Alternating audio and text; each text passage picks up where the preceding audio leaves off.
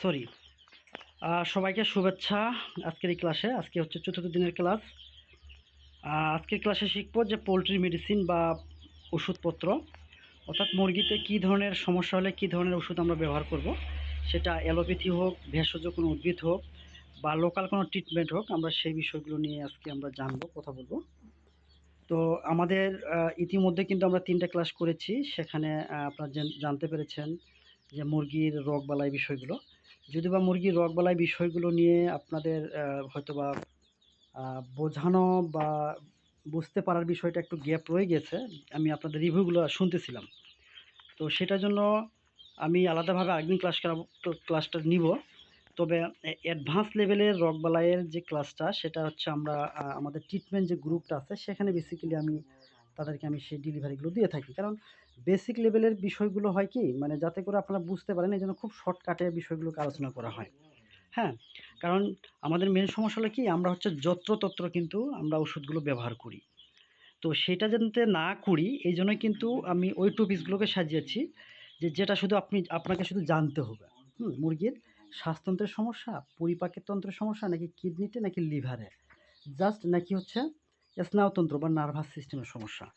Just এইগুলো একটু লক্ষণ দেখে আপনারা হিস্ট্রিগুলো বা ইতিহাসগুলো রাখবেন, এবং যারা ডাক্তার আছে তাদের সাথে আপনারা শেয়ার করবেন, বা আপনারা যারা অভিজ্ঞ আছেন বা অভিজ্ঞতা যাদের আছে তারা সেই অনুযায়ী ট্রিটমেন্টটা নেবেন। বিষয়টা এইভাবে রেখেই আমি খুব শর্টকাটে মেডিসিন ক্লাসটা আমি নিয়েছিলাম।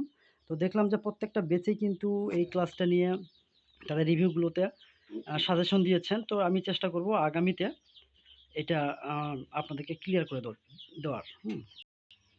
যেহেতু আমাদের যে প্রশিক্ষণার্থী যে টিমটা আছে, সেই গ্রুপের মধ্যে আমি সবাইকে আমন্ত্রণ জানাবো একদিন ক্লাস নিয়ে। কারণ আমার কথা হলো যে কোয়ালিটি, আমি বারবার বলে আসছি, আপনাদের বোঝাতে যা যা করা দরকার আমি সেটাই করব। তো শুরুতেই আমি একটা জিনিস আপনাদেরকে বলবো, কৃমিনাশক। হ্যাঁ, প্রথমেই আপনি যে কোনো ধরনের মুরগি পালন করেন না কেন, শর্ট টার্ম যেগুলো মুরগিগুলো আছে, বিশেষ করে আপনার ব্রয়লার মুরগি 30-35 দিন, সোনালী মুরগি 60 দিন, ফার্মি মুরগি প্রায় 30 দিন প্লাস, টাইগার মুরগি 3 মাস প্লাস, দেশি মুরগি 3-4 মাস প্লাস। শুধুমাত্র ব্রয়লারটা হচ্ছে শর্ট টাইমের মুরগি, ব্রয়লার, কালার বার্ড এবং হাইব্রিড কিছু সোনালী মুরগি আছে যেগুলো হচ্ছে 50-55 দিন লাগে। মানে শর্ট টার্মের যে মুরগিগুলো আছে সেগুলোতে কৃমিনাশক ওষুধ খুব কম ব্যবহার হয়। তবে যেগুলো লং টার্ম, বিশেষ করে 2 মাসের উপরে, 3 মাস, 4 মাস, 5 মাস, 6 মাস থাকে, সেই সকল মুরগিগুলোতে কৃমিনাশক অপরিহার্য একটা বিষয়। কৃমিনাশক নিয়ে একদিন ক্লাস করলেও শেষ হবে না। তবে সবচেয়ে সংক্ষেপে বলি, কৃমি হচ্ছে এমন একটা পরজীবী, একটা প্রাণী বা একটা প্যাথোজেন। তারা শুধু মুরগির শরীরে নয়, মানুষের শরীরে নয়, সকল প্রাণীর মধ্যেই এরা কী করে বাস করে। এরা বাস করে হচ্ছে চোখে, লিভারে বা যকৃতে এবং পেটের মধ্যে। এখন এরা কি করে, এরা রক্ত চুষে নেয়। যেমন রক্ত চুষে যাওয়া মানে কি, প্রোটিনগুলো তারা নিয়ে নেয়, মানে পুষ্টিগুলো নিয়ে নেয়। ফলে মুরগির সবচেয়ে বড় সমস্যা দেখা দেয় যে মুরগির ওজন আসে না। এটা হচ্ছে 1 নম্বর সমস্যা। মুরগির ওজন না আসার অন্যতম কারণ হচ্ছে কি, কৃমি। শুধু ওজন না, মুরগিটাকে হচ্ছে মুরগির রোগ প্রতিরোধ ক্ষমতা পর্যন্ত কমিয়ে দেয়। মুরগির ওজন না আসার কারণে মুরগিটা হচ্ছে রক্তশূন্যতায় ভোগে, ফলে মুরগিটা বিভিন্ন রোগে আক্রান্ত হওয়ার সুযোগ তৈরি হয়ে যায়। অর্থাৎ কৃমি শুধু মুরগির ওজনই কমায় না, মুরগির বিভিন্ন রোগ হওয়ার পরিবেশ তৈরি করে দেয়। এই জন্য যে সকল মুরগিগুলো কৃমিতে আক্রান্ত, সেই সকল মুরগিগুলোতে আপনি যদি ভ্যাকসিন দেন, তাহলে ভ্যাকসিনটা কিন্তু কাজ করে না। মনে রাখবেন আমি কি বললাম। যদি যে কোনো জাতের মুরগি, যদি শুধু মুরগি না, হাঁসের ক্ষেত্রেও সেম কাহিনি, যদি মুরগি কৃমির রোগে আক্রান্ত হয়, তাহলে সেই মুরগিতে ভ্যাকসিন কিন্তু কাজ করে না। আপনারা একটা জিনিস খেয়াল করেছেন যে আমার ইউটিউবের যে ভিডিওগুলো আছে আলাপন কৃষিতে দেখবেন, হ্যাঁ, সেখানে ম্যাক্সিমাম ক্ষেত্রে আমি বলেছি যে হলো ভ্যাকসিন দেওয়া পরেও কিন্তু মুরগিতে রোগবালাই হয়। এটা কিন্তু আমাদের অজান্তেই হয়, এটা ব্যবস্থাপনাগত একটা বিষয়। আপনি শুধু টিকা দিলেই মনে করবেন না যে মুরগিটা সম্পূর্ণভাবে নিরাপদ হয়ে গেল। মুরগিটা যদি রানীক্ষেত রোগে আক্রান্ত হয়, গাম্বুরো রোগে আক্রান্ত হয়, বা হচ্ছে বার্ড ফ্লুতে যদি আক্রান্ত হয়, অর্থাৎ কিছু কিছু রোগবালাই আছে যে রোগবালাইগুলো হয়ে গেলে মুরগি নয়, মানুষের ক্ষেত্রেও কিন্তু রোগ প্রতিরোধ ক্ষমতা কমে যায়। সেক্ষেত্রে একটা শব্দ আছে অ্যান্টিবডি টাইটার। হ্যাঁ, আমরা যারা ছোট খামারি আছে এটা গুরুত্বপূর্ণ হয় না, গুরুত্ব পায় না। কারণ অ্যান্টিবডি টাইটারটা হচ্ছে এমন একটা পরীক্ষা, সেখানে রক্তের পরীক্ষার মাধ্যমে বোঝা যায় যে সেই শরীরের মধ্যে কতটুকু অ্যান্টিবডি আছে। তো অ্যান্টিবডি টাইটারটা চেক করার জন্য আমাদেরকে অবশ্যই সচেতন হতে হবে। তো আমরা সেটা রোগ প্রতিরোধ যে ক্লাসটা আছে সেখানে আমরা বিস্তারিত জানবো। শুধু আমরা জানবো যে কৃমিনাশকের কারণে কিন্তু আপনার টিকা কাজ নাও করতে পারে। এখন কৃমিনাশকের ওষুধ হলো পোলট্রি সেক্টরে 4টা ওষুধ সবচেয়ে বেশি ব্যবহার হয়। প্রথমত হচ্ছে পাইপারাজিন, মানে দ্বিতীয়টা সবচেয়ে বেশি ব্যবহার হয় পাইপারাজিন। এই পাইপারাজিনটা হচ্ছে পাখি জাতীয় যতগুলো আছে সেক্ষেত্রে।